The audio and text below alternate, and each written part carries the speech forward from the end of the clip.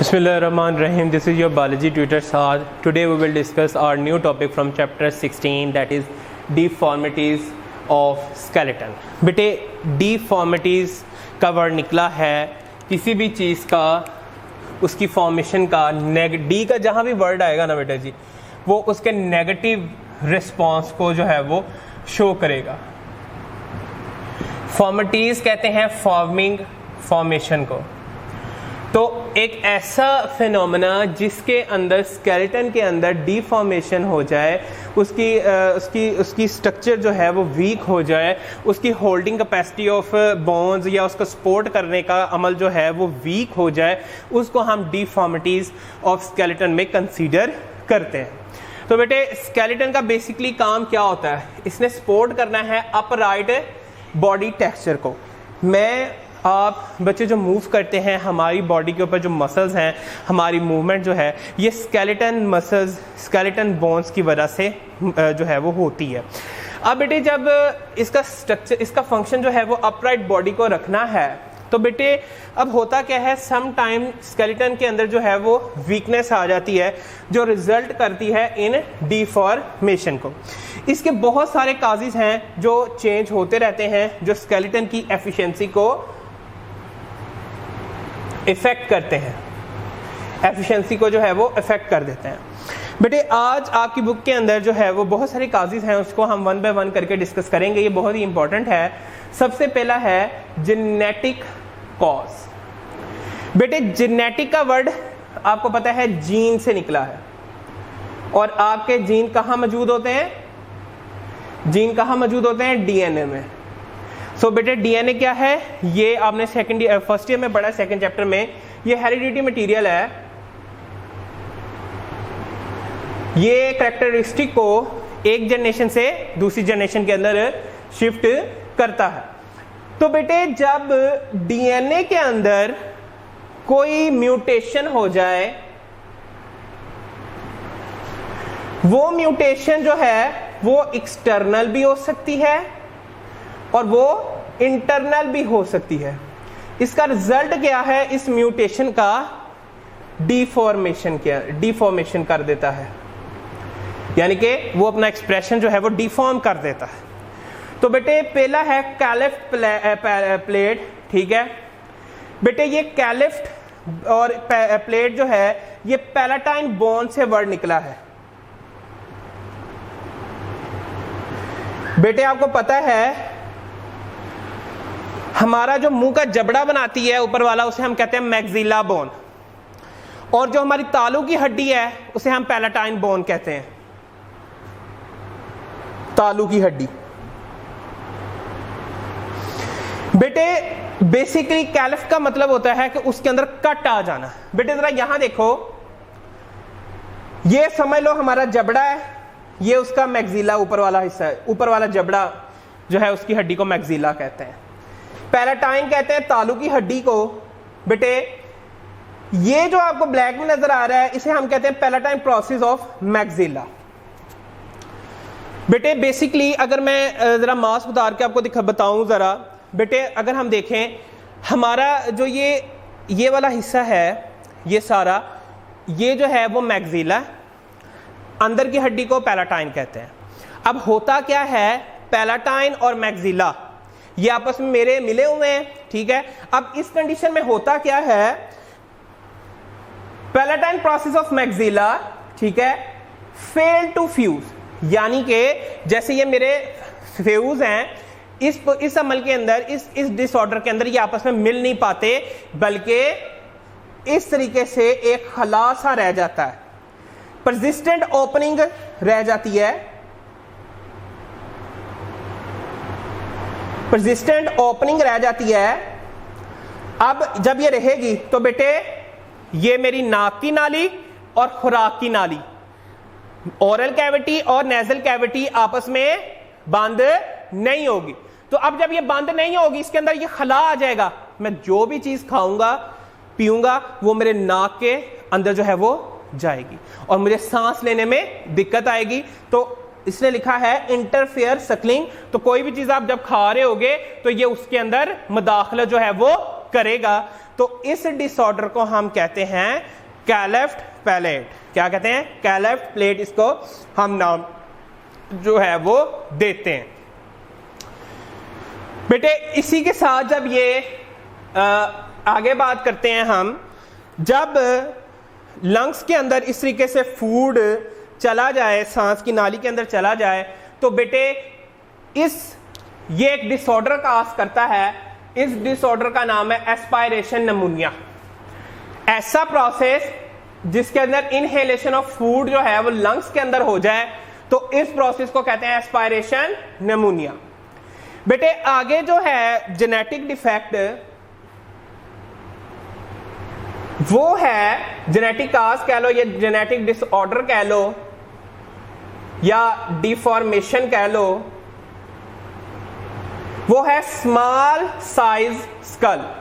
आप अक्सर देखते हो कुछ लोगों का सर जो है वो छोटा रह जाता है और धड़ बड़ा हो जाता है। ये भी एक जेनेटिक काज है जो म्यूटेशन की वजह से होता है डीएनए के अंदर। जब डीएनए के अंदर म्यूटेशन होती है तो वो जीन अपना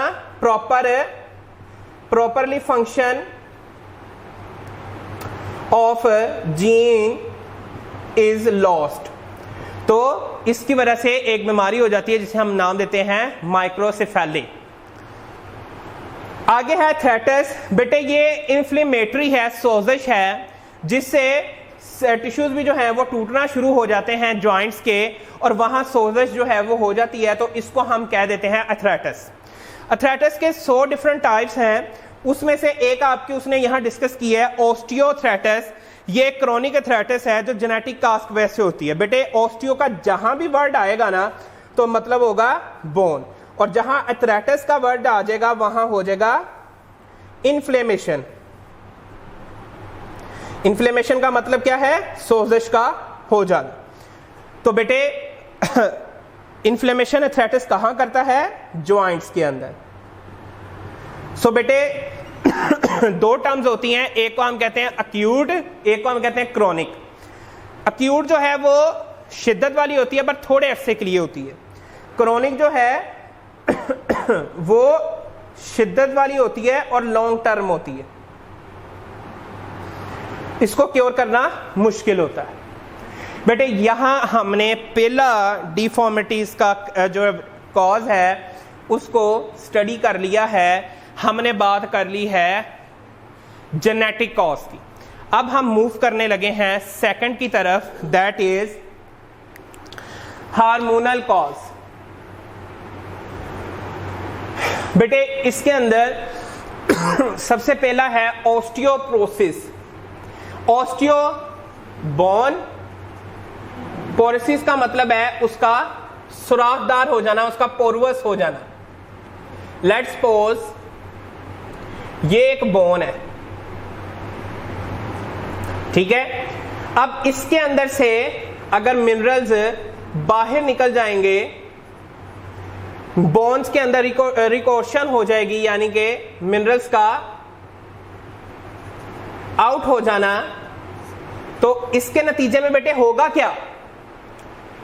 इसके नतीजे में ये दो चीजें जो हैं वो होती हैं। बेटे इसकी एग्जांपल मैं कुछ ना आपको इस तरीके से देता हूं, इधर रिलेट तो नहीं करती बट आपको समझाने के लिए उम्मीद करता हूं कि समझ आ जाएगी। लेट्स सपोज बेटे ये हमारे पास एक बीकर है, इसके अंदर 1 लीटर जो है वो वाटर है, ठीक है। अब 1 लीटर वाटर में जब हमने इसको बॉयल किया तो इसके अंदर से आधा लीटर, हाफ H2O जो है वो रिमूव हो गया। अब बेटे इसका मतलब क्या है? जब इसके अंदर से मिनरल्स बोन के अंदर से निकल जाएंगे, उसका मास जो है बोन का वो रिड्यूस हो जाएगा, उसके अंदर उसकी ताकत जो है वो रिड्यूस हो जाएगी, वो बुरबुरा होना शुरू हो जाएगी। पर उसकी केमिकल कंपोजिशन, अब जरा इधर आ जाओ, वाटर का जो हाफ लीटर रह गया उसकी केमिकल कंपोजिशन तो यही है ना कि उसके अंदर हाइड्रोजन के 2 है और ऑक्सीजन का मॉलिक्यूल है।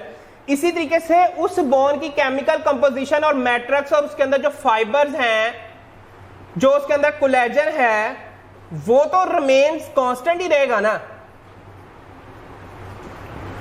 वो तो कांस्टेंट ही रहेगा ना।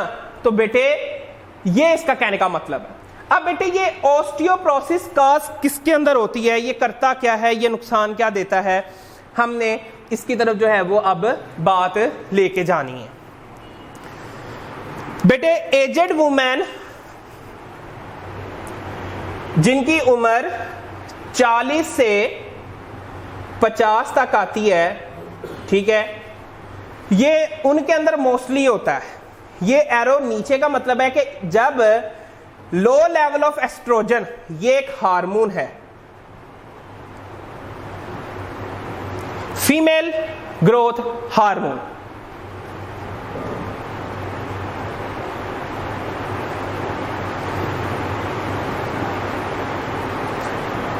अब बच्चों होता क्या है, जब औरतों में मेनोपॉज हो जाता है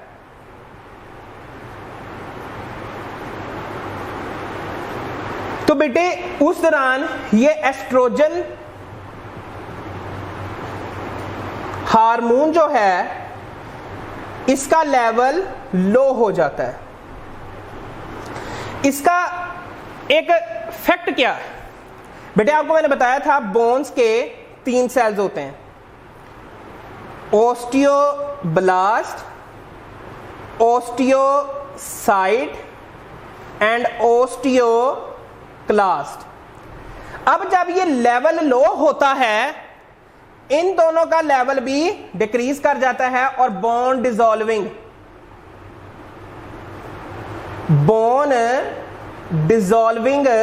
सेल्स जो हैं वो एक्टिवेट हो जाते हैं।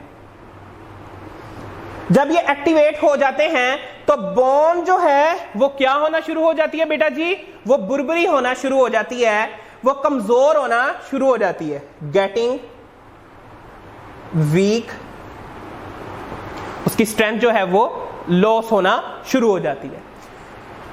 इसके अलावा ये उन औरतों में भी जो है वो नजर आती है जो इनसफिशिएंट एक्सरसाइज करती हैं, जिनका डाइट जो है वो पुअर है और वो दूध नहीं पीती, प्रोटीन्स को सही तरीके से नहीं लेती। तो आपको पता है बोन को स्ट्रेंथ कौन देता है, कैल्शियम।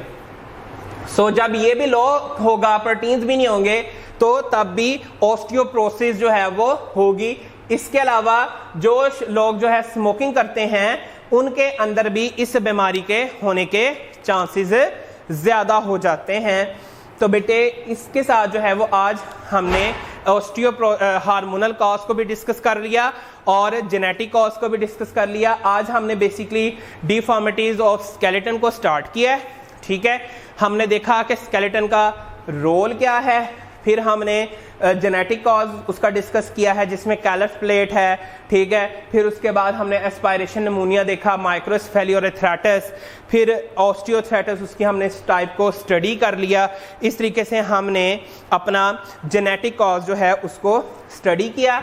फिर उसके बाद हमने अपना देखा हार्मोनल काज, ऐसा काज जो हार्मोन की कम या ज़्यादा होने की वजह से होता है, उसको हम हार्मोनल काज कहते हैं। उसमें हमने ऑस्टियोप्रोसिस को देखा, जिसमें हमने देखा कि बोन कैसे बुरबुरी होती है, उसका मैस रिड्यूस हो जाता है पर केमिकल कंपोजिशन सेम रहती है। फिर हमने देखा कि ये होता किन में ज़्यादा है, तो हमने बात की कि ये एजेड वुमेन के अंदर होता है जिनकी उम्र 40 से 50 से ऊपर चली जाती है, ठीक है। तो ये डिसऑर्डर उनके अंदर देखा।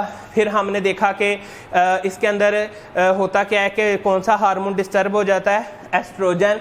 Oestrogen female sex growth hormone है।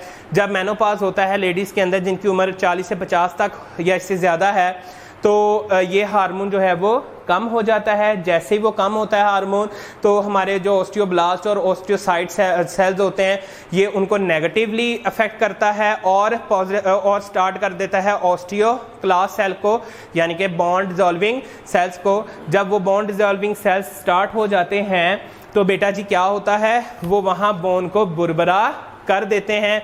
और साथ ही जो है बेटे इसके अलावा हमने देखा कि इनसफिशिएंट डाइट जिनकी हो, एक्सरसाइज हो, डाइट कौन कौन सी कम हो, उसमें कैल्शियम की और प्रोटीन्स की, और इसके अलावा हमने देखा स्मोकिंग को। तो बेटे इसी के साथ हमारा ये लेक्चर वाइंड अप होता है। Stay at home, stay blessed, अल्लाह हाफिज़।